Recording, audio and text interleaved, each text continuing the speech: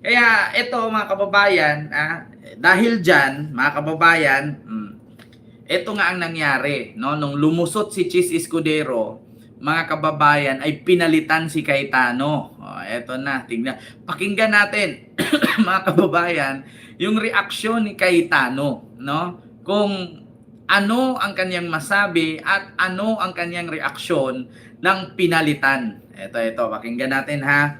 Mga kababayan, alam nyo, sa totoo lang, mga kababayan, alam nyo, sa totoo lang, the second time around, the second time around mga kababayan na si Alan Cayetano ay nakudita. This is the second time around. Kasi dati, kung naalala ninyo sa Congress, napalitan din siya. Hindi siya sumipot, pinadlock niya ang Congress, pinatay niya ang kuryente. Tapos, di ba kinudita siya doon sa ibang lugar, doon na pinagtitipon. So ngayon, mga kababayan, ayun, ang ginawa, pinatayan din yung kuryente ang aircon at wifi ang Senado, which is ginawa niya noon. O ngayon, the second time around, Chis Escudero pinalitan ni Gatchalian. Pakinggan natin ang reaksyon ni Chis Escudero. Alan Cayetano pinalitan ni Gatchalian. Save on your first booking. Play now. Ayan na This nga. P7000 glue is super easy to use, dries clear with no white marks, strong hold Pakinggan without. natin. Illegal naman ang turing ni Senador Alan Peter Cayetano sa pagbakante sa lahat ng posisyon sa Hindi matanggap ni Cayetano, mga kababayan, illegal daw ang pagpalit sa kanya. Diba? Iyan ang ginawa sa'yo noon. Bakit nung pinalitan ka sa Kongreso, hindi mo naman sinabi, di ba, ang sabi mo una, illegal, hindi tama yan, ganun-ganon. Pero wala kang nagawa kasi ayaw ng mga congressman sa'yo. Ngayon, ayaw na din ng mga senador sa'yo. Mag-vlogger ka na lang. kanina. Wala rin siyang balak kilalanin ang pagtalaga kay Senator Sherwin Gatchalian. Ikaw, di ba? Kita niyo mga kababayan, wala daw siyang balak kilalanin ang pagtalaga kay Gatchalian. Ayaw na nga ng dosis sa'yo. Kahit magsirkubalintong ka dyan, 10 na lang kayo. Di ba mga kababayan? Hindi matanggap ni Alan Cayetano na pinalitan siya ni Gatchalian. Hindi daw niya kilalanin. O di subukan mo, bukas. Subukan mong maganyan-ganyan kung hindi ka ipapadampot. Kahit anong gagawin mo, 12 ang pumabor. 12 na ang kabila. Cayetano, 10 na lang kayo. Di papasukin mo ulit si Bato. Papasukin mo si Bato, tapos hilot-hilutin mo si Chis. Tignan nyo, hindi niya matanggap. Ayaw daw kilalanin. So, ano magawa mo? 10 na nga lang kayo kahit magsirkubalintong ka dyan. Kahit pa magkati-bunjing technique ka, kunin mo yung chakra ni Naruto para dumami ka. Hindi ka pa rin mananalo kasi bakit? Iisa lang mukha mo. Kahit hiramin mo yung kapangyarihan ni Naruto na kati-bunjing technique times 2 times 2 times 2. Hindi, kaya dadami 10 na lang kayo. Acting Senate President at pagkakahalal bilang Senate President Pro Tempore. Tuloy na tuloy din daw ang Blue Ribbon Committee hearing bukas. Kaugnay ng anomalya sa flood control projects. Diba, Mamits Yan naman Vlog? ang tinutukan live ni Mark Salazar. Ayan, hindi matanggap-tanggap.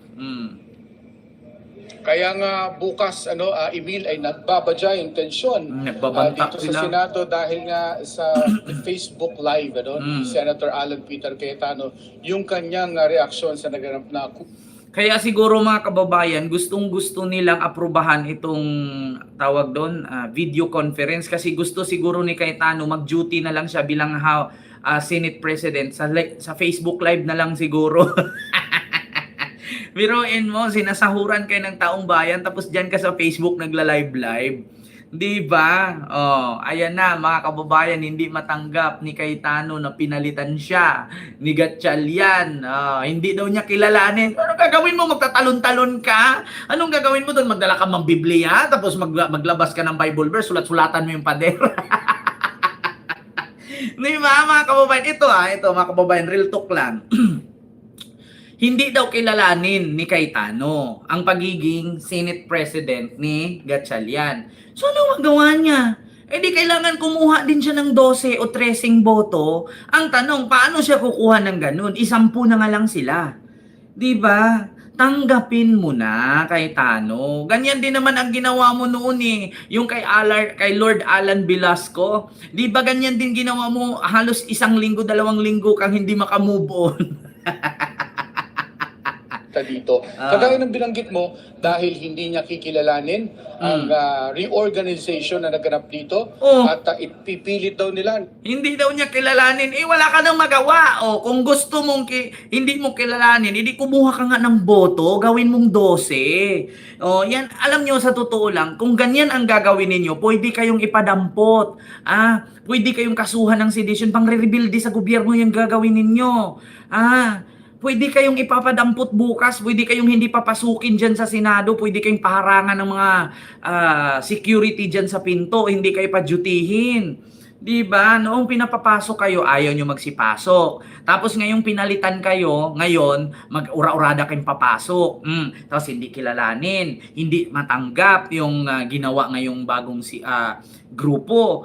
Eh di kumuha ka nga ng 12 ka boto. Eh kung kaya mong umabot 12, mananatiling ikaw. Eh ang problema ngayon 10 na lang kayo, 'di ba? O kahit sino, eto, tanungin ko kayo mga kababayan para hindi sabihin na ako lang dito porket ako nagsalita, decision ko lang 'to.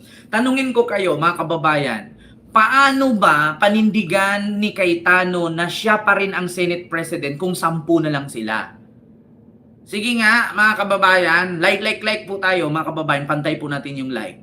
No? Paano ngayon panindigan ni Cayetano na siya pa rin ang Senate President kung 12 na nga ang grupo sa kabila, 10 na lang sila? Hindi ba ganyan ang ginawa niya? Pinapa-duty niya si Bato, kaya nga nagkasugat-sugat si Bato eh. Tapos iniwan niya sa ere, si Robin Padilla na ang nagtakas kay Bato. Pagkatapos hindi na niya hinatid sa van niya si Bato. Alam mo, sa totoo lang, kahit si Bato, galit na galit yan sa kanya. Biruin mo, pinapapunta mo sa Senado, ngayon nung maaresto si Bato, iniwan mo sa ere, si Robin pa ang nagtakas. Di ba? Alam mo, sa totoo lang, mga kababayan, tatanungin ko kayo, tama ba si Alan Cayetano o mali? Yeah? Kasi hindi daw niya kilalanin ang pagtalaga kay Gatchalian. So, paano? 10 na lang sila, 12 ang kay Gatchalian, 12 sila Gatchalian. Tama ba siya o mali? Hindi, para hindi tayo sabihang bias dito, tama ba siya o mali? Kayo ang mag-react dyan, mga kababayan, sa comment section. Di ba yan ang pinapanindigan nila, paabutin nyo ng 13 or 12, palamangin nyo lang ng isa, kayo na. Kayo na ang hahawak. Ang problema, 10 na lang sila, 12 ang kabila, lamang ng 2. Di ba? Hinamon ninyo ang minority noon na paabutin nyo ng 12 para sa inyo naman. Ngayon na umabot 12, 10 na lang sila, hindi nila matanggap. Di ba? Huwag kasi kayo maghamon. Senador Rodante Marcoleta ang kanilang Blue Ribbon Committee hearing bukas at nanawagan siya ng mga supporters na samahan sila rito sakaling hindi raw sila papasukin po. Kasi ang ipinagpilitan nila, mga kababayan, 24 daw ang senador. Kaya ang kalahati daw ng 24 ay 13. Mga kababayan, gusto ko pong sabihin sa inyo, 23 lang po ang senador. Kasi bakit? Si Angara kasi is DepEd Secretary na. So, mawawala siya sa Senate kasi napunta siya bilang DepEd Secretary. Di ba mga kababayan, ganito yan? Halimbawa, ikaw bilang senador, kukunin ka ng Pangulo, ilagay ka niya bilang DepEd Secretary. Di ba tatalikuran mo na yung pagiging senador mo kasi magiging DepEd Secretary ka na? Di ba ganun yun? Halimbawa, si Laila de Lima, kunin ni PBBM bilang Justice Secretary. Di ba congresswoman si Laila ngayon? Halimbawa, ilagay ni PBBM bilang Justice Secretary. Di ba bibitawan muna ni de Lima ang pagiging congresswoman niya kasi doon siya magiging Justice Secretary? Ganon yun eh. So bakit pagpilitan ng mga DDS na 24 daw ang senador? Yes, 24. Pero si Sani Angara, hindi na po siya party ng Senate kasi tinalaga na siya bilang DepEd Secretary. Di ba? Ganun yun. So, paano yun nasabing mali? Paano yun sinabing illegal? Hindi po yun illegal. Mga kababayan, continue natin. pati sa lahat ng ating mga kababayan. Walang intensyon si Senador Alan Peter Cayetano na kilalanin ang nangyaring reorganization ng Senate leadership kanina nang iluklok si Senador Win Gatchalian bilang Senate President Pro Tempore at Acting Senate President. Git ni Cayetano, 13 ang kailangang numero para palitan siya at mag-reorganize ng Senate leadership at committee assignments. At hindi 12, gaya ng numero kanina na nagluklok kay Senator Win Gatchalian bilang Acting Senate President. Ang nakalagay sa konstitusyon ng Pilipinas, pwedeng mag-conduct ng business ang Senado by a majority of all its members. Ang majority po ng 24 ay 13 po. Ang majority daw ng 24 ay 13. Yes, pwede nating sabihin yan, ang majority ng 24 ay 13 kung si Angara hindi itinalaga. Kung wala ni isa sa mga senador kinuha ni BBM sa gabinete. Wala na si Angara eh. DepEd Secretary na si Angara eh.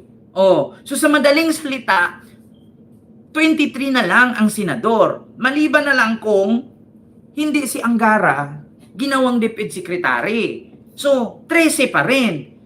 Ginawa nga siyang DepEd Secretary. Ano bang gagawin mo, Alan Cayetano?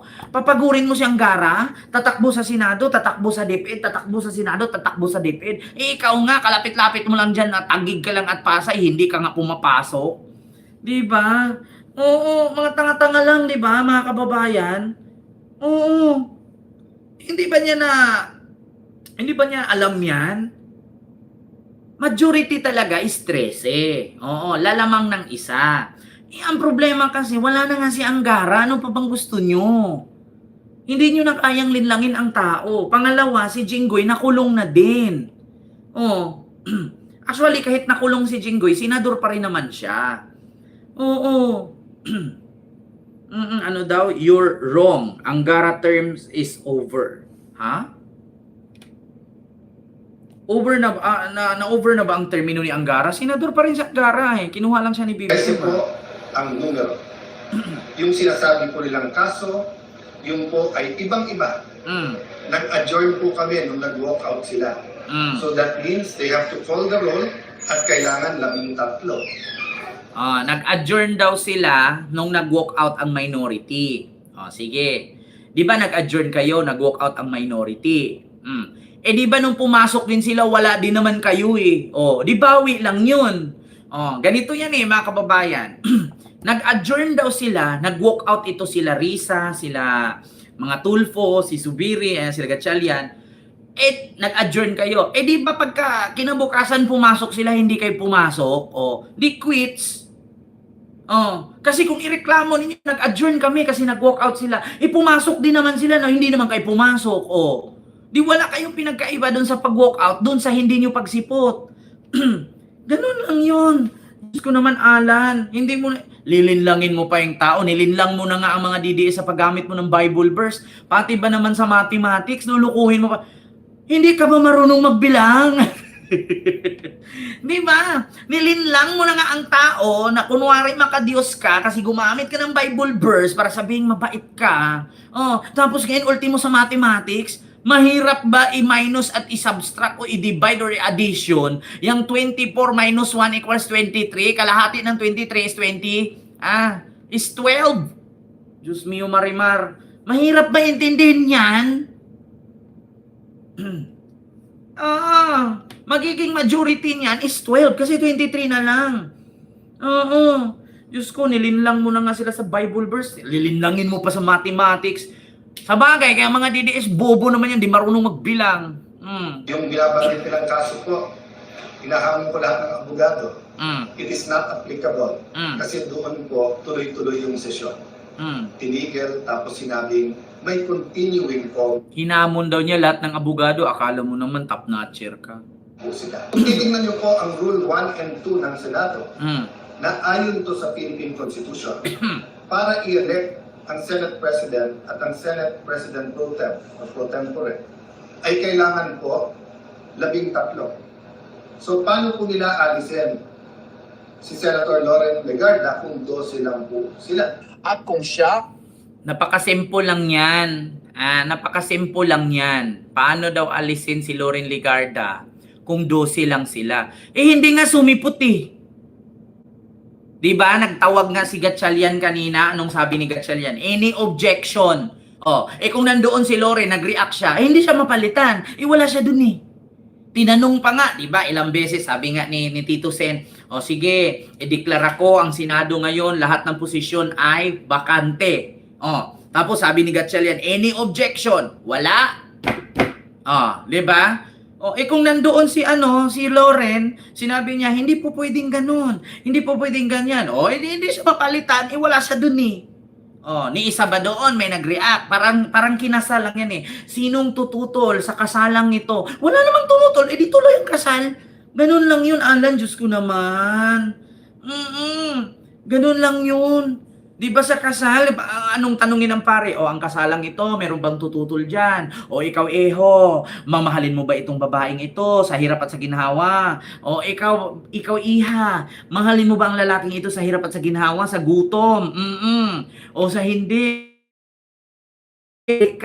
Igapos ka, silaban ka, ipakain ka sa langgam, mamahalin mo pa bin ba? Yes, Father, yes. Kung walang tututol, edi tuloy, bogo. Nagtanong na nga si Gatchalian, any objection? Wala. Di tinuktok niya yung martelyo na muntik nang ipalo ni Marcoleta sa ulo ni Kirante. Di ba? Abobo. Di ba? Continue, mga kababayan. Ito, pakinggan ninyo itong sinabi ni Contreras. Senate rules dapat nang baguhin. Mga pasaway na senador dapat parusahan. Pakinggan mo kay Tano. Hindi mo matanggap na palitan ki. Ganyan din naman dati nung congressman ka, House Speaker. Hindi mo rin naman matanggap. And create new opportunities. Get the app today. Bago mangyari ang isa na namang kudeta, nagbabala ang isang political scientist na nasa constitutional crisis na ang Senado. Di ba? Anong sabi ng isang political science na si Contreras? Nasa constitutional crisis talaga. Bakit? Ikaw ba naman, putukan. Pangalawa, pinatayan ka ng kuryente, pinatayan ka ng aircon kahit nandyan yung mga kapwa mo senador nag-duty. Tapos, overpower pa ang pinagagawa. So, talagang nasa constitutional crisis.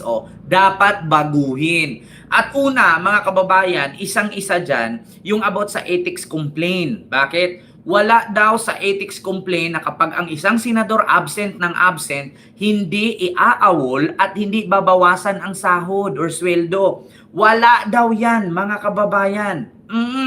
Di ba wala naman talaga sinabi ni GB Ejercito yan? Wala sa batas sa ethics complaint sa Senado na kapag ang isang senador hindi pumapasok ng ilang buwan ay babawasan ng sahod o iaawol. Wala daw ganon. Kaya kailangan nyo baguhin yung batas sa Senado. Ilang araw na stalemate, napabayaan na raw ng mga senador ang kanilang trabaho. Tama. Panahon na para baguhin ang Senate rules. Ayon kay political scientist Antonio Contreras. Sa programang Memo ng Bilyonaryo News Channel, sinabi ni Contreras na walang constitutional remedy na magsisilbing tiebreaker sa isang stalemate sa Senado. Yung issue tungkol sa fact na sa atin meron tayong Senado na even number. Sila ay 24, so posibleng mag 12-12. Walang nagbi-break ng tie. Sa Amerika kasi, ang Senate is 100 senators, pero ang presiding officer niya yung Vice President. Yun So may ang nagbi-break peg. ng tie. Sa atin walang ganun eh. Giit ni Contreras, Diba? kailangan din maamyandahan ang mga rules para maparusahan ang mga pasaway na senador. Ang problema po kasi dito, pagdating sa accountability, ang pwede sanang magdisiplina sa kanila ay ang korte.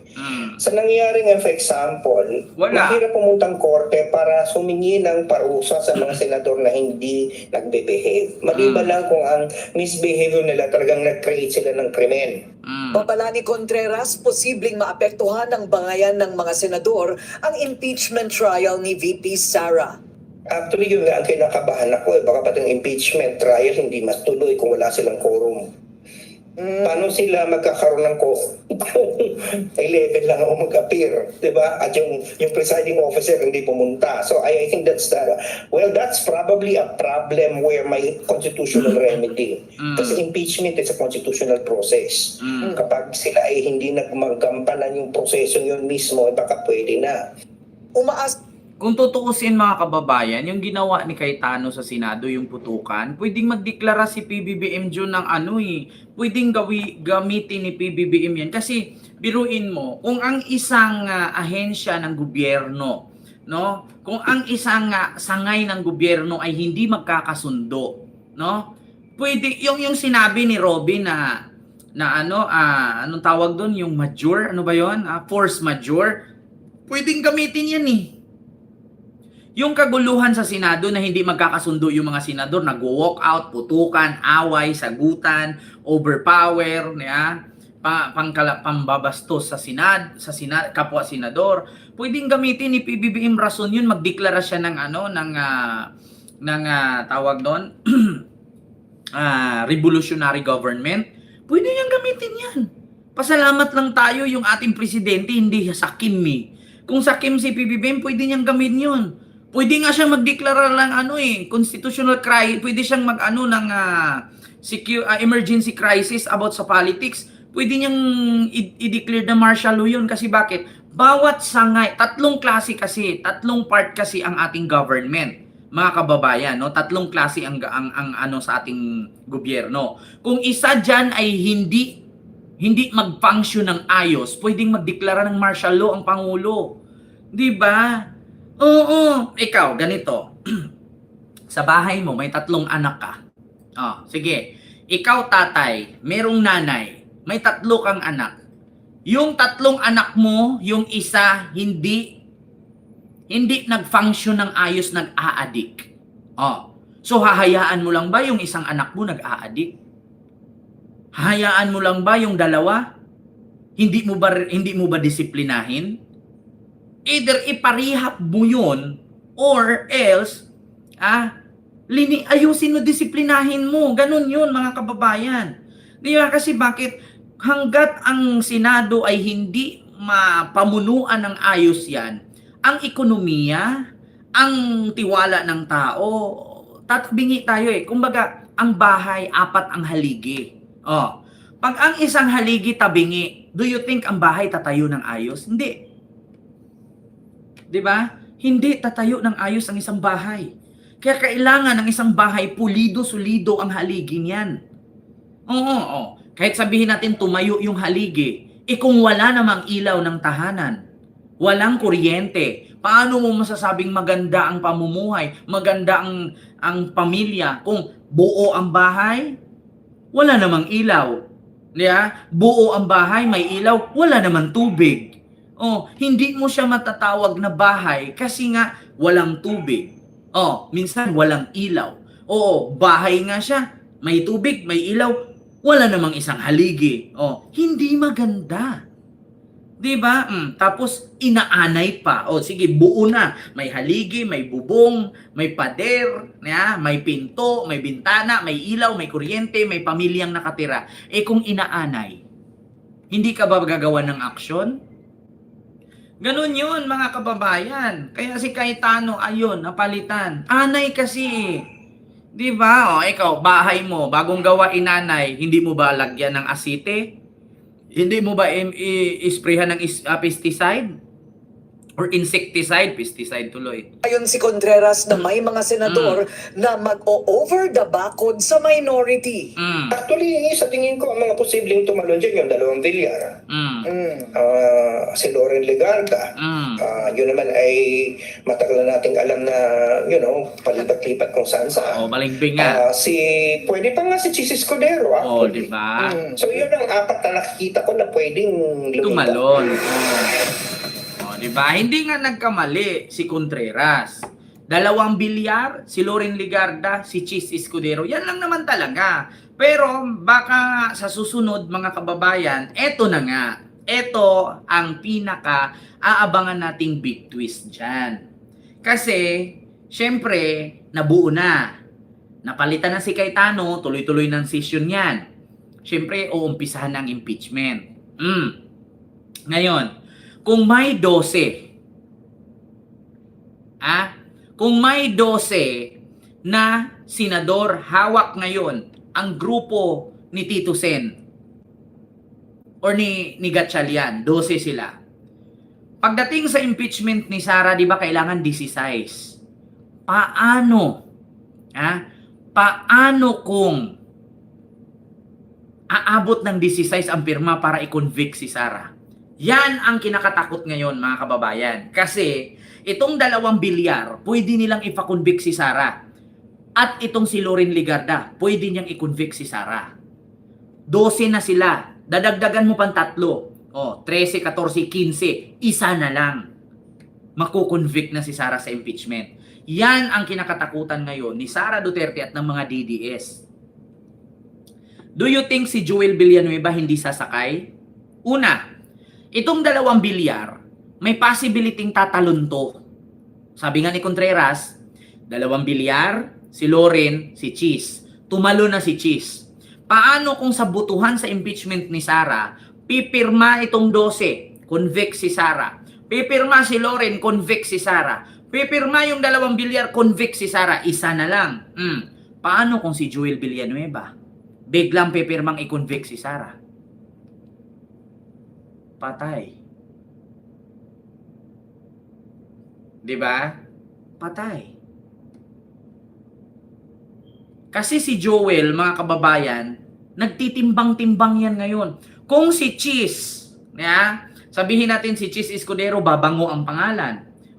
Paano kung si Joel Villanueva gagawa din ng paraan na babango pangalan niya, pipirmahan niya doon, i-impeach niya si Sara or i-convict niya. Babango pangalan niya. Si Loren, pipirma, babango pangalan niya kasi pinakonvict niya si Sara. Si Ropos Rodriguez nga Diba, mga kababayan? Si Ropos Rodriguez nga Kaya hindi posibleng mangyayari yan. Mangyayari talaga yan. Tandaan ninyo si Ropos Rodriguez.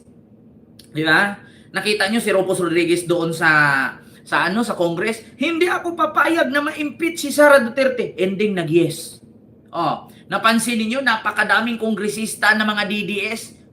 Tatay nga ni Mayor Along Malapitan, nag-yes nga yung 5 nga na congressman sa Davao Region, nag-yes nga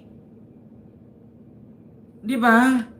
Kaya sabi ko sa inyo, mga kababayan, pag napansin ni Joel Villanueva na si Cheese Escudero parang lumilinis pangalan na, parang hindi nakakasuhan na, paano kaya kung tatalon din ako? Kasi di ba ang sabi-sabi nila, kapag kumampi ka sa minority, bura ang kaso mo. Paano kung tatalon si Joel kasi ang akala niya mabubura kaso niya? Patay ka diya. Sabi ko nga sa inyo, mga kababayan, malaki, big twist ang tawag dyan. Machi-checkmate talaga sila dyan. Diba, Sir Henry? Ako, ito, isip-isip ko lang Kasi ang 2 bilyar, tandaan ninyo. Ang 2 bilyar, kaalyado ni BBM yan. NP yan. Sino ba may-ari ng NP? Di ba si Manny Villar? Si PBBM, NP din yan. So, in the end of the day,